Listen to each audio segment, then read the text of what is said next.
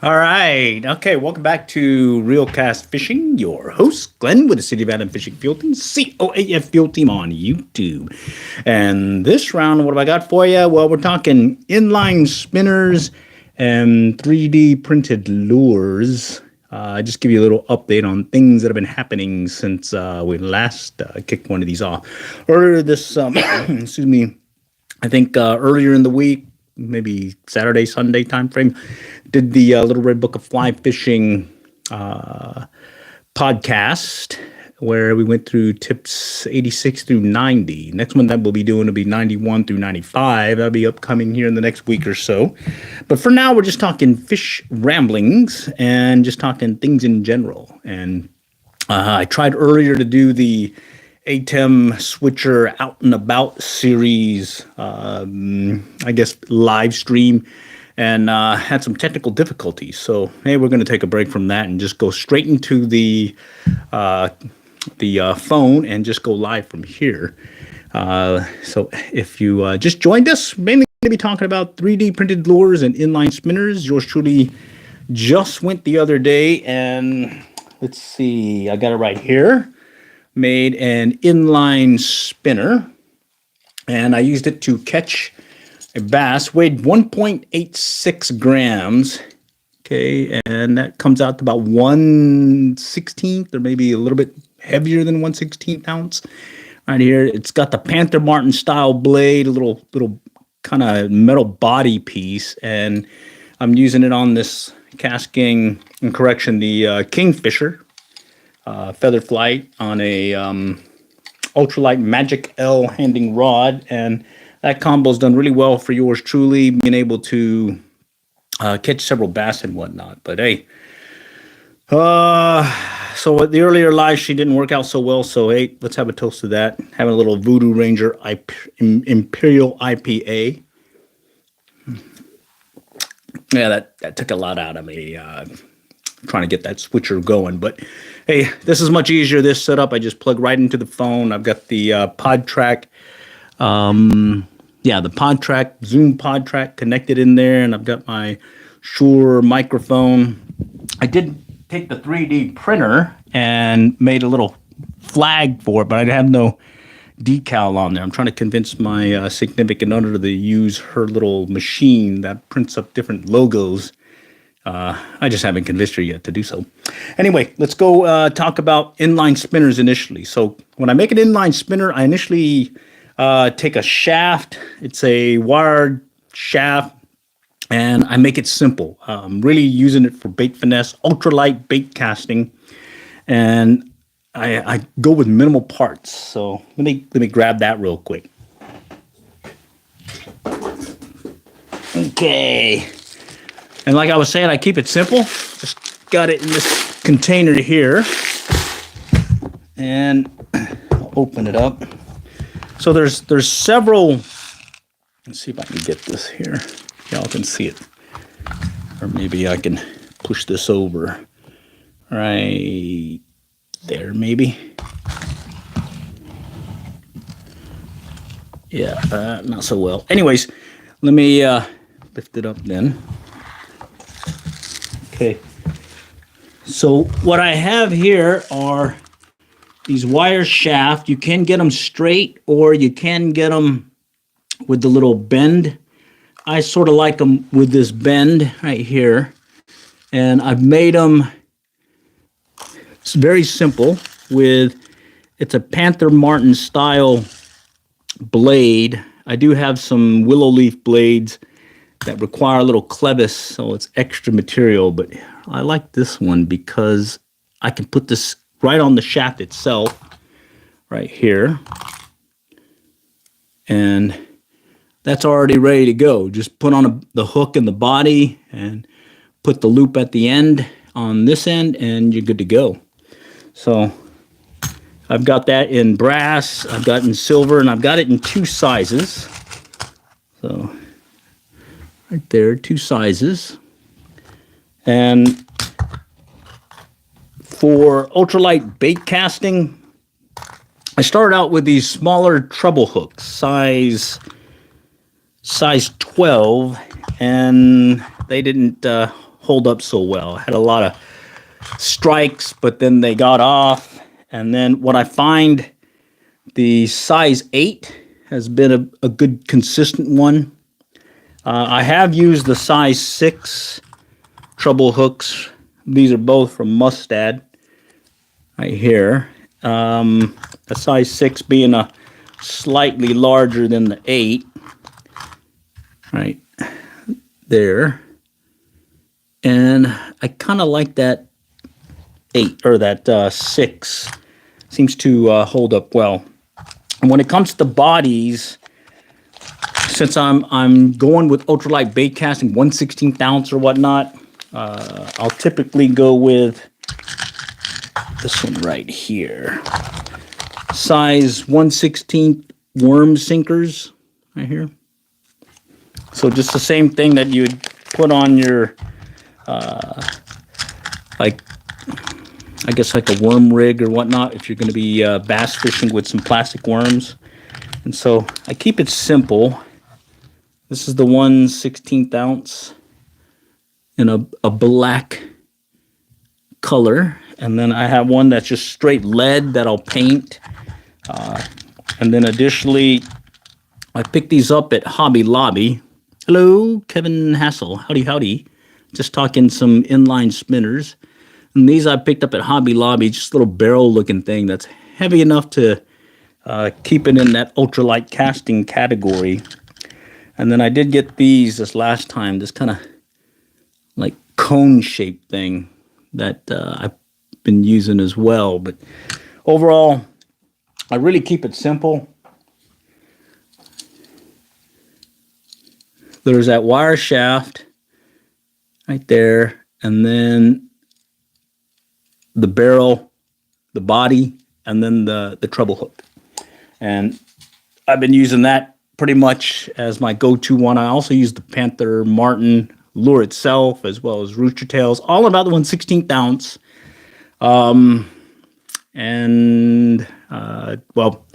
I have a good amount left over from trout season, but I've been kind of itching to these do-it-yourself ones. What rod do you have? I've got the Handing Magic L ultralight rod, the one that I picked up of Amazon. This is one that I used earlier this year for trout fishing, and I was using this particular reel, casting the 1 gram trout magnets. This is the 4.5 foot size, but I also have one in 6 foot that I've got on a Shimano Scorpion 17 BFS reel. Let's see. Can I have tips for bass fishing? I guess we can talk about that.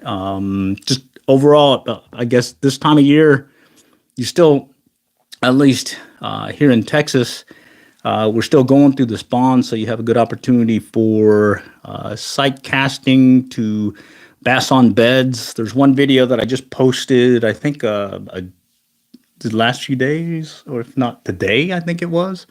It's a YouTube Shorts where I'm just showing how I kept missing on these bass that were on beds. What state are you in, and are there a lot of people? I'm in Texas, and yes, there's a fair amount of people. When I'm bass fishing highly pressured areas, I find that going ultralight seems to get more bites compared to if I'm going with some normal standard gear, because at least what I noticed here is in the heavily pressured waters, the bass tend to see lots of normal size, if not bigger size baits and lures shift over to these ultralights, and next thing you know, they're getting some pretty good hits off those. And so I tend to get more bass using ultralight gear. I have caught some good size ones as well from a number standpoint, but I guess this time of year, if I was just given one choice, I'd probably go with some Senko worms, set it up either wacky rig or weedless Texas rig, and put on some polarized glasses and start working bass on beds where they're spawning. So hopefully that might help what you're looking for. What state are you in, Kevin? I'll wait for the answer there, and then we can play it by ear. All right, and while I'm there, I'm going to have a little sippy sip of yours truly's IPA. All right. Okay, so from an inline spinner standpoint, I keep it simple. The shaft, the Pampton Martin style blade, because then I don't have to use a clevis to put it on the shaft, and then a barrel body or a worm sinker body, and then a hook. For the ultralight bait casting standpoint, I'm finding that the size 8 treble hook seems to go better than the size 6 that I've been using, and definitely better than the size 12. The 12 been pretty tough. Let's see, you like beer. I like anything 5% or greater. Okay, bet I'm gonna send you 100 bottles. Oh, nice. Okay. Okay, so the other thing is we're talking 3D printed lures. Let me just put this up real quick. So I've been playing around with the Anchor Make M5C, and I mainly got it not really for lures, but to repair things. Like I fixed an umbrella and whatnot, and what's my address? We'll have to talk offline. Here is right over there, somewhere over here, right there, next to that Melly Tucker is the Anchor Make M5C, and that is what I've been using to make these different lures. And the most recent one is it's a rattle trap that I downsized to basically 2.5 inches or so. And then I made a gotcha style lure, which is used for Spanish mackerel. And here's the prototype I made. This one's been cut down to about 3 inches, and I use this to catch several bass. I tried using it with just one hook, and I ended up putting 2 hooks.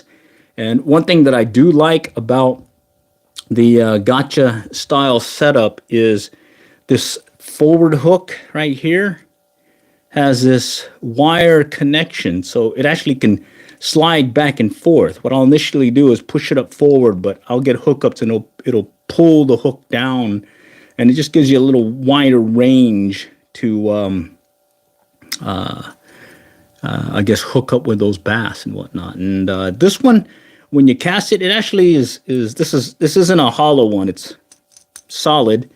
The way I made it, I meant to make it a little hollow, but I didn't. Still learning the 3D printing stuff. But anyways, it casts well, and when you cast it, it rides tail down, and as you pop it and twitch it, it'll dive and move erratically, almost like a walk the dog technique. I don't think it was meant to do it, but it does enough to do those erratic moves side to side, and I've gotten several bass that way. Let's see. This one, okay, this is one that I saw someone make. It's normally a 6-7 inch size lure that's used for bluefish, and it's this one right here. Okay. All right. So picture this one being bigger, 6-7 inches, but instead now it's 2.5 inches. And I made it light. I did initially try one treble hook trailing, and I found that again, 2 hooks are better than 1, and I seem to get better hookups there. I also made, just tinkering around, I just used some paint. Let's see, you should sell those. You sell them, then I start feeling like I got work, and I don't really want fishing to be work. But anyways, what I did was I would take the lure, use some craft paint, acrylic, or just straight craft paint that you pick up from Hobby Lobby and whatnot. And let's see, what I was looking for was something to apply the epoxy so that it would be a nice, even coat. And you can buy these motors, or you can buy actual gear that will rotate the lure I think it's like 6 RPMs a minute or even slower. And what I noticed was one of my Christmas lights was dying, and it rotated the motor at about that same speed. And so I did a little modification, threw it on some extra plywood stuff that I had, and I started using that one. And so far, I've gotten some good results. Let me grab that real quick. Okay. All right, there it is.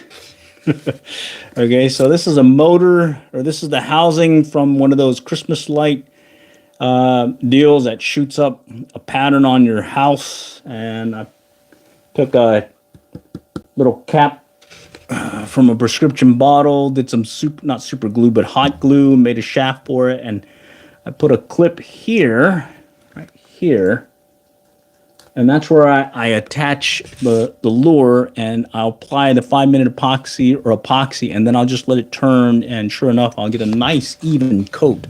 I tried it before where I would just paint it on there, and then I would keep twisting it or turning it by hand, and that just got painful. And I had a lot of lures where it would kind of run on me, but ever since I started doing this, I hadn't had any issues.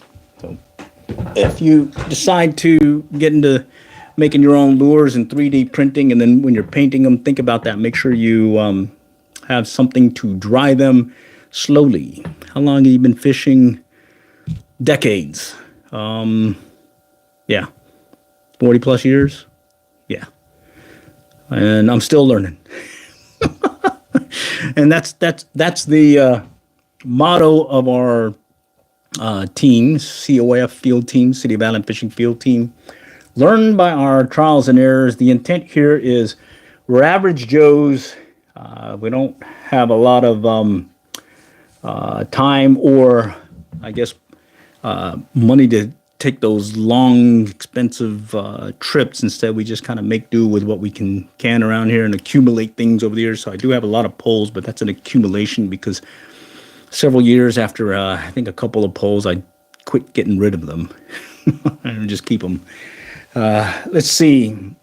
So with that, from a 3D printer standpoint, things I'll be working on is I've got 2 more of these poppers right here, the bluefish poppers that I'm going to be working on. I got 2 sets of the gotcha ones that I'll be making, and I want to finish up this rattle trap. Right now I'm still testing it, trying to get the nice wiggle from it. I do have this microblade lure too that seems to be working well, but well, that's an easy one to make, and at the same time it's very effective. So I've made several of them, so I do have enough to get me through at least the next few weeks or so before I start breaking off and losing them. Because, yeah, you tend to lose a lot of lures when you're using 2-pound test and whatnot. All right. Anyways, at this point, it's open forum. If you have any questions, throw it out there. The question about bass fishing, some pointers. Main thing at this point is it's the spawn, so take advantage of that. Oh, by the way, things are going to heat up with the local lakes here. We're over here in North Texas. Our local lake, white bass, crappie, those will start picking up. And then, of course, I do want to get out there with my jug lines and set up these self-setting jug lines that I've made, and maybe set up and get a good fish fry going. So stay tuned for those videos. I just got to work out a few details so I can make that run to the local lake in the kayak, because we got some kayak fishing to show you this season. Pull out the John boat with that little Suzuki 2.5 kicker motor, and start hitting some different places as well. Make a run to the coast, make a run across the border to Oklahoma, see if we can maybe get some of these trout from the year-round fisheries that they have up there. Oh, and then additionally, there is this particular lake that I like over there in Norman, Oklahoma, Thunderbird Lake.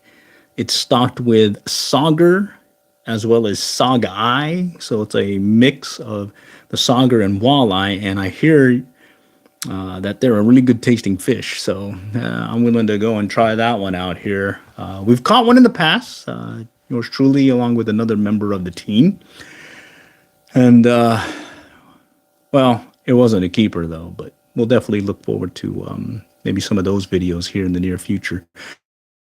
We are dealing with rain lately, so that's kind of got things out of pocket.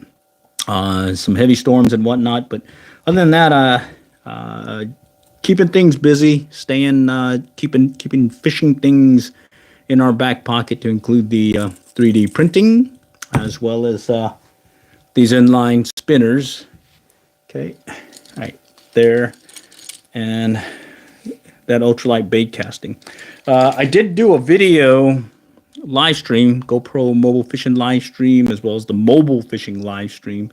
GoPro is where I've got the live stream hooked to my phone, and it's actually being videotaped from the GoPro, and then the other one from the mobile fishing live stream, I'm just taking it straight from the phone. I've got a harness now and a microphone to cut down on the wind noise, and able to get some good solid fishing in, and you get to see real time, hey, some of the good and the bad when it comes to fishing.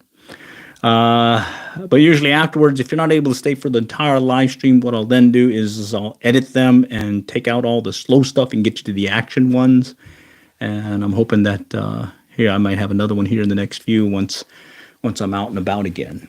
All right, so appreciate all joining. If you have any questions, I'll be here for the next few while I take another sip of my IPA. Here's to a Thursday rolling into Friday to close out the week. Oh yeah, and this Voodoo Ranger's pretty good. Imperial IPA. It's 9%. 9%. Yeah, 9%. Okay, cool. All right. Let's see. From a podcasting setup, let me go ahead and talk about that since we have time. Maybe those of y'all interested about starting up a YouTube channel or your own podcast. I'll tell you what, I've gone through the whole gamut of YouTube. When it first started, I started out with little camera. I think it was like a Canon PowerShot, and just got maybe a minute of video. And then later on, I had one of these flipped cameras that you can connect directly into your computer, and I was just, using that to capture some of the action. And then from there, I just kind of shifted over eventually to the GoPros for some of the live streaming. But from a podcasting standpoint, that one I picked up just recently. Right here, I'm using the Sennheiser, same one that the Joe Rogan Experience uses, and I like them because I can cut out all the other background noise. I can hear myself clearly on the microphone or on the feed, and I can tell if I have enough, volume or whatnot, and it's clear. The other thing that I like using is I was thinking of different microphones, an XLR style microphone right here. This is the Shure SM57. Supposedly it's been around for a while, and you can really beat it up. And I put a little windscreen on it, made a 3D printed microphone flag, as well as this stand right here. These were all made with that 3D printer that I picked up not too long ago. And I set that right here. It's about, a hand length away, and I think it gives you enough volume, but at the same time, it's keeping you from hearing any distortion. And then the other thing is let's see if I can get this over here. Or here, I picked up one of these pod tracks, Zoom pod tracks. I was thinking about getting several different varieties, but this is the one I ended up going to mainly because I can connect my phone to it directly, and I don't have to worry about any complex setups and whatnot. What was your biggest fish you caught? Okay. Biggest fish was last year. You probably see it if you look up Galveston Fishing, COAF, or City of Island Fishing. Look into that playlist. Made a run to the coast this last year and caught a stingray that was it was wider than 4 feet, and I think the estimate was about 175 maybe almost 200 pounds. Basically, 9 of us to lift it up and get it onto the pier. And I would say that's the biggest that I've caught. And actually, that was 3 of us tag teaming, though. So that was a tag team effort. So I said that is the biggest, but I did have some help. Other than that, biggest fish myself, maybe 30-pound blue cat. Yeah, 30-pound blue catfish. That'd be the biggest one. All right. Well, thanks for the question. Any other questions while we're hanging out on a Thursday? Let me think. So recently, I've been fishing ultralight bait casting, going back and forth with the fly rod, specifically Euro nymphing, as well as pond fly fishing, since we're into the warm water season. And then I shift over to kayak fishing and kind of fishing the lakes and whatnot.